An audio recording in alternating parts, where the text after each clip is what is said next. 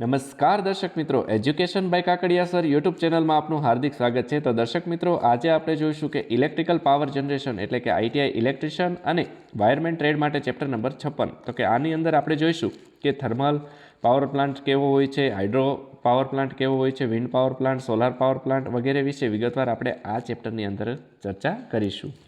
તો દર્શક મિત્રો, કન્વેન્શનલ પાવર જનરેશન એટલે કે પરંપરાગત અને non renewable energy power generation એટલે કે ઓલ્ટરનેટર દ્વારા એની અંદર ઇલેક્ટ્રિસિટી ઉત્પન્ન થતી હોય છે અને ઓલ્ટરનેટર જે છે તે પ્રાઇમ મૂવર દ્વારા શું કરવામાં આવતું હોય છે, ફેરવવામાં આવતું હોય છે। પ્રાઇમ મૂવર ફરે તો એની પાછળ આપણું અલ્ટરનેટર જે કનેક્ટ થયેલું હોય છે, જે પણ શું થતું હોય છે, ફરતું હોય છે અને તેના દ્વારા ઇલેક્ટ્રિસિટી જનરેટ થતી હોય છે। તો હવે આ કોન્સેપ્ટવાળા અલગ અલગ મેઇન 3 પાવર પ્લાન્ટ છે।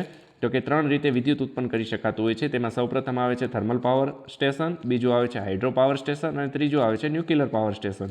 જ્યારે થર્મલ પાવર સ્ટેશનની અંદર કોલ દ્વારા ઇલેક્ટ્રિસિટી ઉત્પન્ન થતી હોય છે, હાઇડ્રો પાવર સ્ટેશનની અંદર વોટર દ્વારા ઇલેક્ટ્રિસિટી ઉત્પન્ન કરી શકતા હોઈએ છીએ, જ્યારે ન્યુક્લિયરની અંદર યુરેનિયમનું વિખંડન કરીને આપણે ઇલેક્ટ્રિસિટી ઉત્પન્ન કરતા હોઈએ છીએ।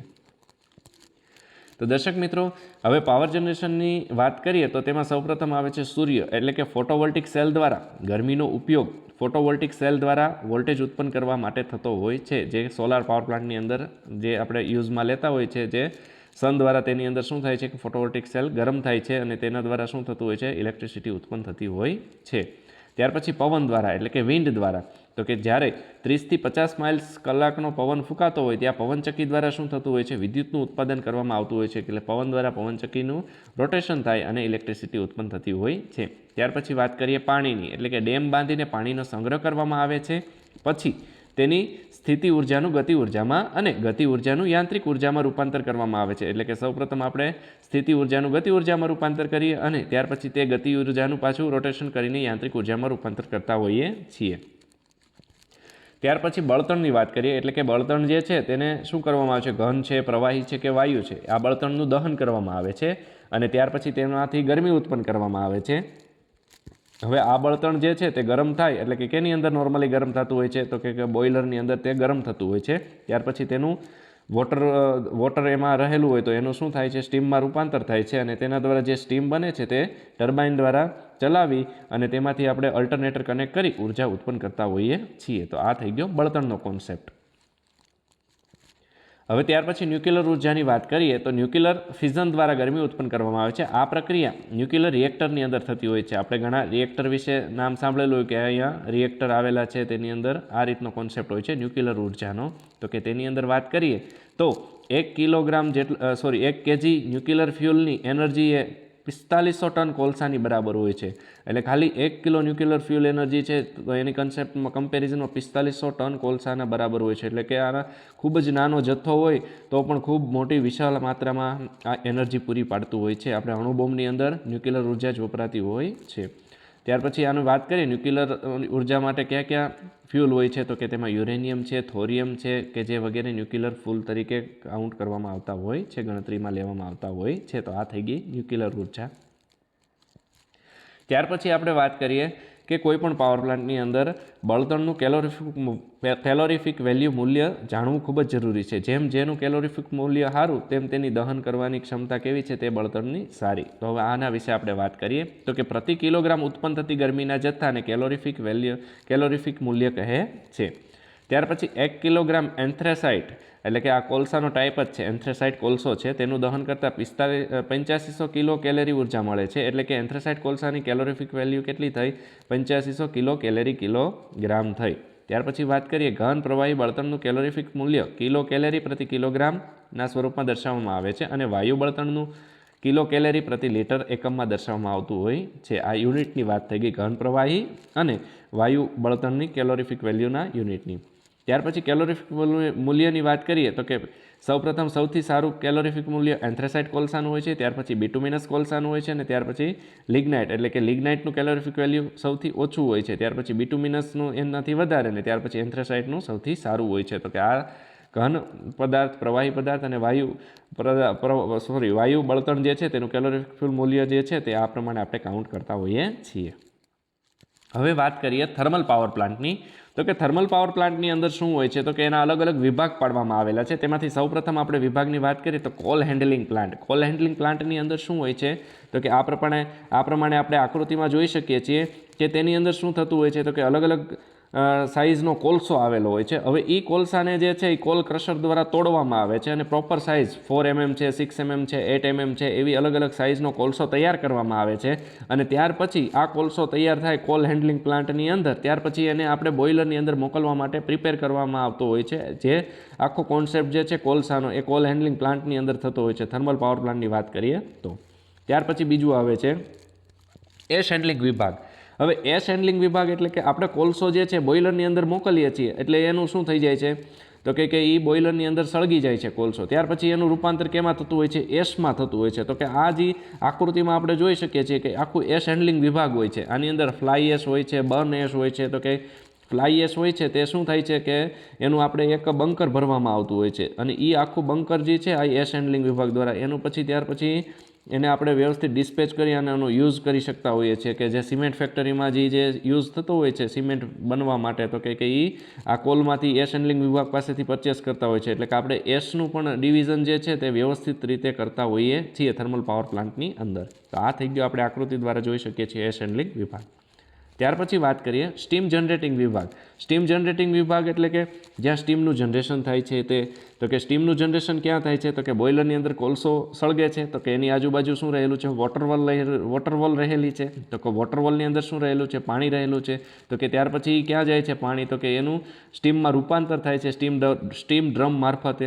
તો કે એ સ્ટીમ ત્યાર પછી ક્યાં જાય છે, તો કે સુપર હીટરમાં જાય છે. તો કે સુપર હીટરમાંથી ક્યાં જાય છે, તો કે ટર્બાઇનમાં જાય છે. તો કે ટર્બાઇન પછી ક્યાં જાય છે, તો કે ઓલ્ટરનેટર રોટેટ કરે છે. તો કે આ રીતે સ્ટીમ જનરેટિંગ વિભાગનો કોન્સેપ્ટ રહેલો છે. ત્યાર પછી વાત કરીએ સ્ટીમ ટર્બાઇન વિભાગ.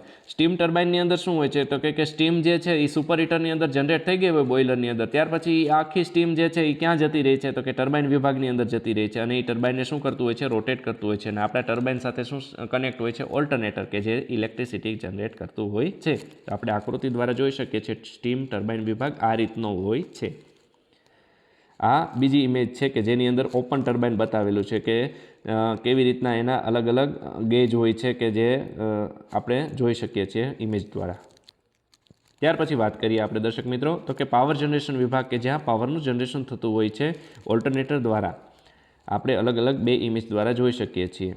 ત્યાર પછી વાત કરીએ દર્શક મિત્રો કે વોટર ટ્રીટમેન્ટ વિભાગ, કે આપણે બોઇલરની અંદર અથવા પાવર પ્લાન્ટની અંદર જે વોટરનો યુઝ કરવાનો છે તો કે તે પણ વોટર કેવું હોય છે, ટ્રીટ થયેલું હોય છે. કે જે આપણે ફીડ કરવાના છીએ તો કે વોટરની અંદર સોફ્ટનર છે કે જેની અંદર શું છે કે વોટરની એક ક્લિનિંગ પ્રોસેસ હોય છે, એના પેરામીટર હોય છે કે જે પરફેક્ટ પેરામીટર હોય ત્યાર પછી જ એને બોઇલરની અંદર આપણે ફીડ કરવામાં આવતું હોય છે. અધરવાઇઝ શું થાય છે કે આપણી જે બોઇલરની ટ્યુબ છે, સુપર હીટરની ટ્યુબ છે, તે પંચર થવાના ચાન્સીસ રહેતા હોય છે. એટલે કે વોટર પણ કેવું હોવું જોઈએ, પ્રોપર હોવું જોઈએ, કે જે વોટરનું ટ્રીટમેન્ટ કરવા માટે આ એક વિભાગ ફાળવવામાં આવેલો હોય છે, જે ઇમેજ દ્વારા આપણે જોઈ શકીએ છીએ. ત્યાર પછી વાત કરીએ કે બોઇલરમાં કોલસાના દહનના પરિણામે ફ્યુલ ગેસ ઉત્પન્ન થાય છે. તેને સુપરહીટ, ઇકોનોમાઇઝર અને એર પ્રીહીટર અને અંતે ચીમની દ્વારા વાતાવરણમાં છોડવામાં આવતો હોય છે. એટલે કે બોઇલરની અંદર જ્યારે કોલસાનું દહન થાય તેના કારણે ગેસ એક ઉત્પન્ન થતો હોય છે. તો સૌ પ્રથમ ક્યાં જાય, સુપર હીટરમાં જાય. સુપર હીટર મારફતે પાછો એ ગેસ જાય ઇકોનોમાઇઝરની અંદર. હવે ઇકોનોમાઇઝરની અંદર શું થતું હોય છે, તો કે પાણી ગરમ થતું હોય છે. ત્યાર પછી કેમાં જાય, એર પ્રીહીટરમાં, તો કે એને કહેવાય એપીએચ બીજું નામ. તેની અંદર પણ શું થતું હોય છે એર પ્રીહીટરની અંદર, તો કે એર ગરમ થતી હોય છે. અને ત્યાર પછી તેમાંથી નીકળીને અંતે ચીમની દ્વારા આપણે ચીમની જોઈ શકીએ છીએ કે એની દ્વારા બહાર નીકળતો હોય છે ધુવાડો. તો કે એ શું હોય છે, તો કે બોઇલરના કોલસાનો દહનના પરિણામે ફ્યુલ ગેસ જે ઉત્પન્ન થાય તે હોય છે. ત્યાર પછી વાત કરીએ કે બોઇલરને ચાલુ કરવા સમયે ઊંચું તાપમાન મેળવવા માટે લાઇટ ડીઝલ ઓઇલનો ઉપયોગ કરવામાં આવે છે. આપણે સ્ટાર્ટિંગ કરીએ જ્યારે બોઇલરને સ્ટાર્ટ કરવાની પ્રોસેસને શું કહેવામાં આવે છે, બોઇલર લાઇટઅપ પ્રોસેસ કહેવાય છે. તો કે જ્યારે બોઇલરને લાઇટઅપ કરીએ તો એ સમયે એની અંદર શું કરવામાં આવે છે, તો કે વધારે ટેમ્પરેચર લેવા માટે લાઇટ ડીઝલનો યુઝ કરવામાં આવતો હોય છે. હવે આપણે ઇમેજ દ્વારા જોઈ શકીએ છીએ, આ એક બોઇલરની ઇમેજ છે જે નાનું ફ્યુઝિબલ ટાઈપનું નાનું બોઇલર છે. આને કરતાં પણ ઘણા મોટા અલગ અલગ સ્ટેપવાળા બોઇલર આવતા હોય છે. કોચરન બોઇલર છે, બેલકોક્સ બોઇલર છે, આ અલગ અલગ હાઇટવાળા બોઇલર છે. હવે થર્મલ પાવર પ્લાન્ટનો લાઇન ડાયાગ્રામ છે. આપણે લાઇન ડાયાગ્રામ ઉપરથી જોઈએ તો કે એસ સ્ટોરેજ છે, એસ હેન્ડલિંગ પ્લાન્ટ છે, બોઇલર છે. બોઇલરની અંદર શું થાય છે, તો કે બોઇલરની અંદર ફ્લુ ગેસ ગરમ થાય છે. ત્યાર પછી ક્યાં જાય છે તો કે સુપર હીટરમાં જાય છે. ત્યાર પછી સુપર હીટરમાંથી ફ્લુ ગેસ ગરમ થઈને ક્યાં જાય છે, સ્ટીમ મળે છે સુપર હીટરમાં, પ્યોર સ્ટીમ મળે છે. જે સ્ટીમ ક્યાં જાય છે તો કે ટર્બાઇન દ્વારા જાય છે. ટર્બાઇન મારફતેથી પાછી ક્યાં જાય છે તો કે જનરેટરમાં જાય છે, અને જનરેટર શું કરે છે કે 3 ફેઝ સપ્લાય જનરેટ કરે છે, અને આવી રીતે આપણને શું મળતું હોય છે, ઇલેક્ટ્રિસિટી મળતી હોય છે. આ થર્મલ પાવર પ્લાન્ટનો લાઇન ડાયાગ્રામ છે. આની અંદર બીજી ઘણી વસ્તુ છે કે જે કોલ્ડ સ્ટોરેજ છે કે કોલ હેન્ડલિંગ પ્લાન્ટ છે, જેના વિશે આપણે ચર્ચા કરી. ત્યાર પછી એર પ્રીહીટરની વાત કરીએ તો એની અંદર શું હોય છે તો કે બોઇલરની અંદર એર જે છે તે ગરમ એર આપણે આપીએ તો શું છે કે ટેમ્પરેચર બોઇલરનું મેન્ટેન રહે, તો એના માટે એર પ્રીહીટરનો યુઝ કરવામાં આવે છે. ઇકોનોમાઇઝર છે તે શું કરે છે, આપણે જે ફીડ વોટર કરીએ બોઇલરની અંદર તે ગરમ ટેમ્પરેચરવાળું મળી રહે એટલા માટે ઇકોનોમાઇઝરનો યુઝ કરવામાં આવે છે. તો કે આ બધા એફિશિયન્સી વધારવાના પેરામીટર છે. તો આ થઈ ગયું આપણું થર્મલ પાવર પ્લાન્ટનો લાઇન ડાયાગ્રામ. ત્યાર પછી સુપર હીટરની વાત કરીએ તો બોઇલરની સ્ટીમ સુપર હીટરમાં જતી હોય છે. બોઇલરની ભીની સ્ટીમને સુપર હીટર દ્વારા સૂકી કરવામાં આવતી હોય છે અને સ્ટીમના તાપમાનમાં વધારો કરવામાં આવતો હોય છે. હવે સુપર હીટિંગથી સ્ટીમમાં પાણીનો ભાગ ઓછો થતાં બ્લેડનું ખવાણ શું થતું હોય છે, ઘટતું હોય છે, અને તાપમાન અને દબાણમાં વધારો થવાથી બ્લાસ્ટની એફિશિયન્સી શું થતી હોય છે, વધતી હોય છે. આપણે આ સુપર હીટરની ટ્યુબ આ ટાઈપની હોય છે, જે ઇમેજ દ્વારા આપણે જોઈ શકીએ છીએ. ત્યાર પછી વાત કરીએ ઇકોનોમાઇઝર અથવા રીહીટરની.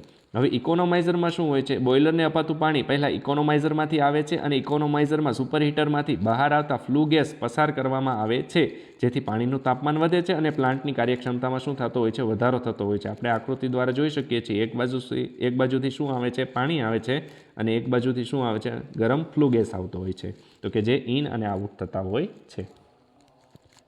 ત્યાર પછી વાત કરીએ એર પ્રીહીટરની. તો કે એર પ્રીહીટરની અંદર શું હોય છે, એફડી ફેન એટલે કે ફોર્સ ડ્રાફ્ટ કે જે બોઇલરની અંદર નીચેથી આવતો હોય છે, જેને શું કહેવામાં આવે છે, એફડી ફેન કહેવામાં આવે છે, ફોર્સ ડ્રાફ્ટ કહેવામાં આવે છે, જે હવાને એર પ્રીહીટરમાં આપવામાં આવે છે. હવે એફડી ફેનની હવા ક્યાં જાય, પ્રીહીટરમાં જાય. હવે એર પ્રીહીટરમાંથી કેમાં જશે, પાછી ઇકોનોમાઇઝરમાં જશે. ઇકોનોમાઇઝરમાંથી પાછી ક્યાં આવશે તો કે ફ્લુ ગેસ પસાર કરવામાં આવે છે, જેથી હવા તેમાંથી થોડુંક ગરમીનું શોષણ કરે છે. ત્યારબાદ તે હવાને બોઇલર ફર્નેસને સપ્લાય કરવામાં આવે છે, જેથી પ્લાન્ટની એફિશિયન્સી વધે છે. હવે આપણને એમ થાય કે આ હવા ગરમ કેમ કરવામાં આવે છે. હવે નોર્મલી આપણે વેધરની એર લઈએ, નેચરલ એર લઈએ તો એ એર કેવી હોય છે, ઠંડી હોય છે. હવે જો એ એર બોઇલરની અંદર આપીએ તો આપણું બોઇલરનું ટેમ્પરેચર કેવું થાય, વધારે ડાઉન થઈ જાય. તો કે એર પ્રીહીટરમાંથી આપણે જો એર લઈને બોઇલરની અંદર આપીએ તો શું થાય છે કે ટેમ્પરેચર વધારે મળે છે, જેના કારણે આપણી પ્લાન્ટની એફિશિયન્સી વધે છે. તો કે એર પ્રીહીટર જે છે એનો કોન્સેપ્ટ પણ આ રીતનો જ હોય છે. જો આપણે જોઈ શકીએ છીએ ઇન આઉટ, એક બાજુથી એર આવે ગરમ અને એક બાજુથી આઉટ જાય, જ્યારે એક બાજુથી ફ્લુ ગેસ આવે ને એક બાજુથી આઉટ થતો હોય છે. ત્યાર પછી ફીડ વોટર સાયકલની વાત કરીએ કે બોઇલરમાં અપાતું પાણી એટલે કે ડીએમ એટલે કે ડિસ્ટિલ મિનરલ વોટર હોય છે. નદી કે સમુદ્રના પાણીમાં અશુદ્ધિઓ દૂર કરી અને કેમિકલ પ્રોસેસ દ્વારા ડીએમ વોટર બનાવવામાં આવતું હોય છે. આ પાણીને ફીડ વોટર પંપ દ્વારા બોઇલરને આપવામાં આવે છે. હવે થર્મલ પાવર પ્લાન્ટની અંદર જો સૌથી મોટો પંપની જો વાત કરવામાં આવે તો કેવો હોય છે, ત્યાં ફીડ વોટર પંપ હોય છે કે જે બોઇલરને આપવામાં આવતો હોય છે. ભારત સરકાર હસ્તક મોટાભાગના પાવર સ્ટેશનનું સંચાલન એનટીપીસી એટલે કે નેશનલ થર્મલ પાવર કોર્પોરેશન દ્વારા કરવામાં આવતું હોય છે. આપણે જોઈ શકીએ છીએ આ ફીડ વોટર પાવર સાયકલ છે. ત્યાર પછી આપણે વાત કરીએ આઈડી ફેન. આ બોઇલરનો પાર્ટ છે. આઈડી ફેનની અંદર શું હોય છે કે આઈડી ફેન એ ચીમનીની બાજુમાં હોય છે. તે ફર્નેસના ફ્લુ ગેસને ખેંચીને ચીમનીમાંથી વાતાવરણમાં ફેંકી દે છે, એટલે કે આ રીતનો આઈડી ફેન હોય છે. ત્યાર પછી વાત કરીએ એફડી ફેન. તો કે એફડી ફેન એ બોઇલરની બાજુમાં હોય છે. તે ફર્નેસના કોલસાને દહન કરવામાં મદદરૂપ કરતું હોય છે. આ એફડી ફેનની ફિગર છે. ત્યાર પછી કન્ડેન્સરની વાત કરીએ. કન્ડેન્સર શું છે તો કે નોર્મલી ટર્બાઇનની અંદર આપણે સ્ટીમ આપ્યા પછી જે સ્ટીમ વધી છે તે ક્યાં જવાની છે, કન્ડેન્સરમાં. તે મૂળભૂત રીતે હીટ એક્સચેન્જર છે. તે ગરમ સ્ટીમ કે જે ટર્બાઇનમાંથી નીકળે છે તેનું તાપમાન ઘટાડે છે, જેનાથી તે તેમાં પાણી રહેલું હોય તે શું થાય છે, બળી જતું હોય છે. તો જે પ્રાઇમ મૂવરમાંથી નીકળતી સ્ટીમ લો પ્રેશર પૂરું પાડે છે, જેથી સ્ટીમ કન્ડેન્સરમાં ખેંચાઈ જાય છે. આપણે આકૃતિમાં જોઈ શકીએ છીએ આ પ્રમાણેનું સ્ટીમ કન્ડેન્સર હોય છે કે જેની અંદર શું થતું હોય છે, હીટ એક્સચેન્જર પ્લેટ લાગેલી હોય છે કે એક બાજુ ઠંડુ ને એક બાજુ ગરમ, કે જેથી કરીને જે કન્ડેન્સ થયેલી સ્ટીમ હોય તેનું વોટરમાં રૂપાંતર થઈ જતું હોય છે. તો આ થઈ ગયું કન્ડેન્સર. ત્યાર પછી કુલિંગ ટાવર. તો કે કન્ડેન્સરના આઉટપુટમાંથી ગરમ પાણી કુલિંગ ટાવરના સૌથી ઉપરના ભાગે નીચે પડવા દેવામાં આવે છે. પાણી નીચે પડતા ઠંડુ થઈ જતું હોય છે. આ રીતનું કન્ડેન્સર કુલિંગ ટાવર હોય છે. ત્યાર પછી પ્રાઇમ મૂવરની વાત કરીએ તો કે થર્મલ પાવર સ્ટેશનનું પ્રાઇમ મૂવર એટલે કે સ્ટીમ ટર્બાઇન, તેના બે પ્રકાર પડતા હોય છે, ઇમ્પલ્સ ટર્બાઇન અને રિએક્શન ટર્બાઇન. હવે આ ટર્બાઇનની ઇમેજ છે જેના દ્વારા આપણે જોઈ શકીએ છીએ. ત્યાર પછી જનરેટિંગ ટ્રાન્સફોર્મર એટલે કે છેલ્લે ટર્બાઇન પછી આવે છે જનરેટિંગ ટ્રાન્સફોર્મર એટલે કે તે સ્ટેપ અપ ટ્રાન્સફોર્મર છે જે જનરેટર સાથે જોડાયેલા હોય છે. એટલે કે ઓલ્ટરનેટર પછી જે ઇલેક્ટ્રિસિટી જનરેટ થાય તે ક્યાં જતી હોય છે? ટ્રાન્સફોર્મર દ્વારા ડાયરેક્ટ જતી હોય છે, કે જે સ્ટેપ અપ ટ્રાન્સફોર્મર સાથે કનેક્ટ હોય, કે એક બાજુથી ઇલેક્ટ્રિસિટી આપણી જનરેટ થઈ ગઈ તો હવે આપણે એને સ્ટેપ અપ કરી અને આપણે એક જગ્યાએથી બીજી જગ્યાએ મૂવ કરતા હોઈએ છીએ. હવે ત્યાર પછી વાત કરીએ તો કે હાઇડ્રો પાવર પ્લાન્ટ વિશે હવે આપણે ચર્ચા કરીએ કે હાઇડ્રો પાવર પ્લાન્ટની અંદર કેવું હોય છે તો કે ડેમ દ્વારા પાણીનો ઊંચી સપાટીએ સંગ્રહ કરવામાં આવે છે. તેથી તેમાં શું રહેલી હોય છે? સ્થિતિ ઉર્જા રહેલી હોય છે. ત્યારબાદ તે પાણીને ઊંચાઈ પરથી વહેડાવવામાં આવે છે, જેથી સ્થિતિ ઉર્જાનું ગતિ ઉર્જામાં રૂપાંતર થાય છે.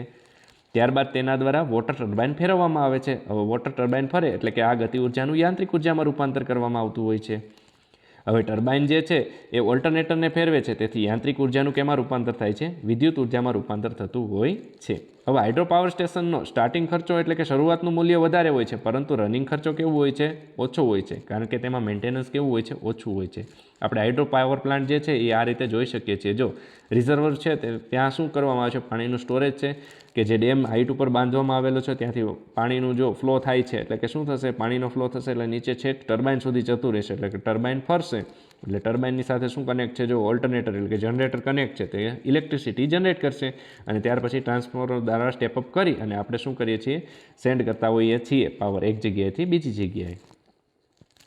હવે હાઇડ્રો પાવર પ્લાન્ટની વાત કરીએ તો ગુજરાતમાં નર્મદામાં સરદાર સરોવર ડેમ યોજના કે જે 1450 મેગાવોટની કેપેસિટી ધરાવે છે. હવે ડેમની વાત કરીએ તો કે તે પાણીનો સંગ્રહ કરી વોટર હેડ શું કરતું હોય છે? ઉત્પન્ન કરતું હોય છે. ડેમનું કાર્ય શું છે હાઇડ્રો પાવર પ્લાન્ટની અંદર? કે તે પાણીનો સંગ્રહ કરી અને વોટરની એક હાઇટ ડેવલપ કરતું હોય છે. ત્યાર પછી સ્લીપવેઝ એટલે કે દરવાજા. જ્યારે અતિભારે વરસાદને કારણે રિઝર્વરની સંગ્રહ શક્તિ પૂરી થાય છે ત્યારે વધારાનું પાણી આ દરવાજા ખોલી નાખી અને નદીમાં વેડાવવામાં આવતું હોય છે. હવે સર્જ ટેન્ક જે છે તેનું કામ શું છે તો કે તે ટેન્ક ડેમના ઉપરના ભાગમાં પેનસ્ટોક્સની શરૂઆતમાં લગાવેલી નાની ટાંકી છે, તે પેનસ્ટોકમાં વોટર હેમર ઘટાડે છે.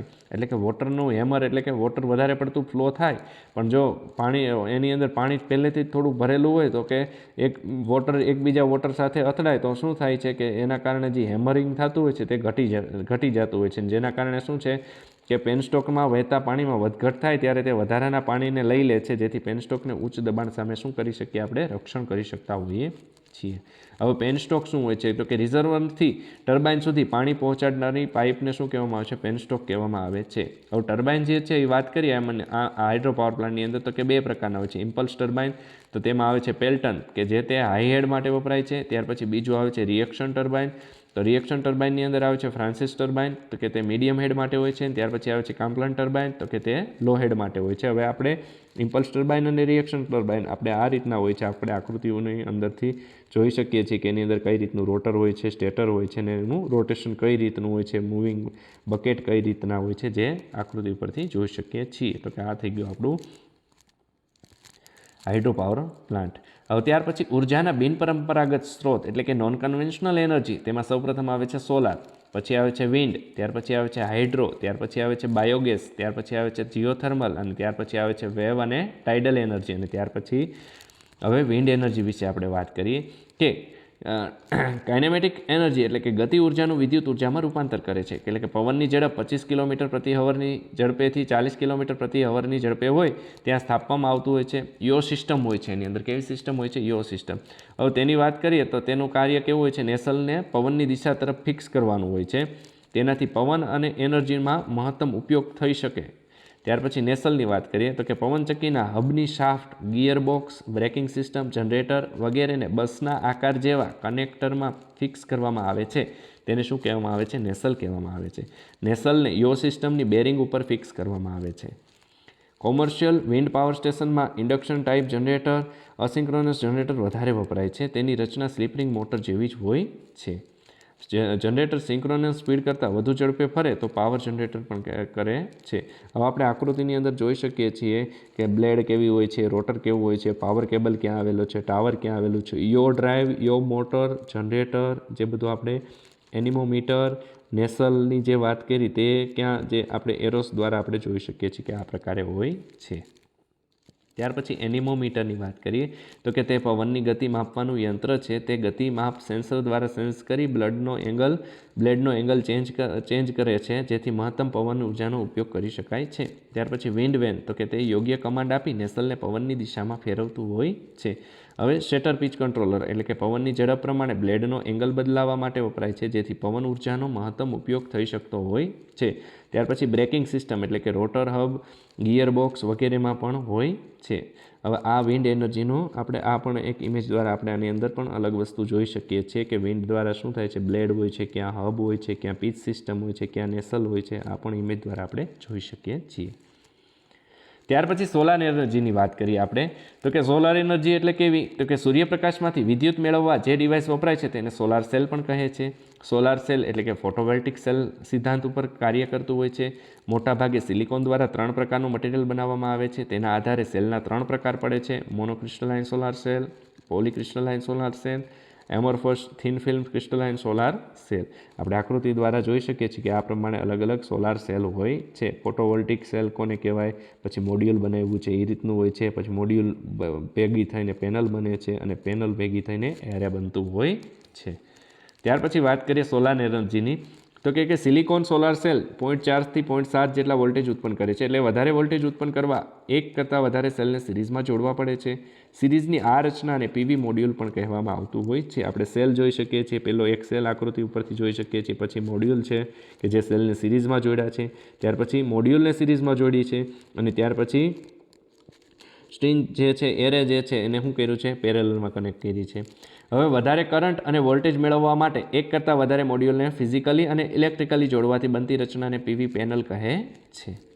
તો કે તેવી જ રીતે એક કરતાં વધારે પીવી પેનલને જોડવાથી બનતી રચનાને શું કહે છે, એરે કહે છે. તો દર્શક મિત્રો, આ થઈ ગયું આપણું પાવર જનરેશનના આખો વિડીયો પૂર્ણ થયો છે. તો દર્શક મિત્રો, તમને અમારો આ વિડીયો પસંદ આવે તો અમારી આ ચેનલને લાઇક, સબસ્ક્રાઈબ અને શેર કરવા વિનંતી.